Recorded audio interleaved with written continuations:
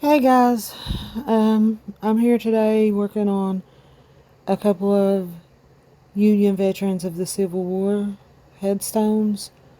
These are very aged stones. On the left we have Captain Thomas A. Jones, and on the right we have Michael Powers. I'll start out with talking about Captain Jones.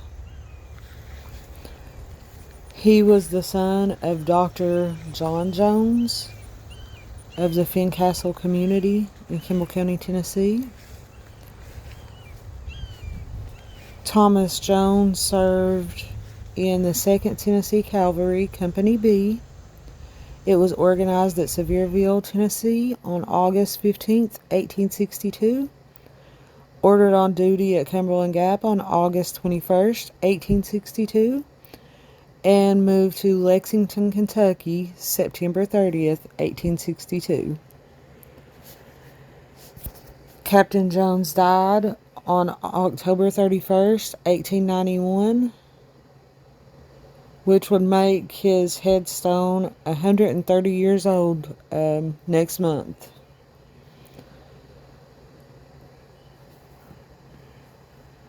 I'll probably be doing a story a little later on Thomas Jones's father. He is buried on the left-hand side of him.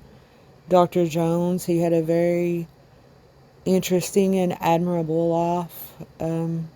It'll take a whole separate story to cover his accomplishments. And then on the right, Mr. Michael Powers. He served in the 8th Tennessee Cavalry, Company K. Michael was born in 1824 in Virginia, and he lived in the Fincastle, Tennessee community in Kimball County, Tennessee. And he had a wife named Celia.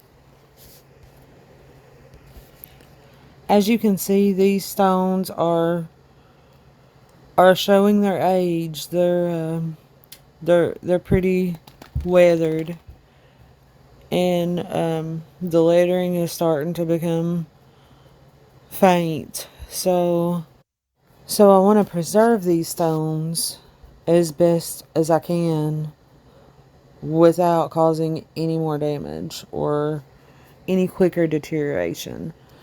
So I'm using a substantial amount of biological cleaner, letting the stone soak. I'm keeping the scrubbing to a very minimum, only using a small toothbrush between the lettering to avoid wearing down the lettering on the stones. My goal is to remove as much of the biological material as possible, and preserving the lettering on the stone as long as I can. These stones are documented, the plots are documented, and there are photos of these stones on Find a Grave in case something was to happen to these stones, or when the lettering does finally fade to becoming illegible. At least there are still documentation of the stones and what they once did read. The cleaner that I'm using on these stones, it has been approved for use on these particular military markers, and it is deemed safe for use on this type of stone.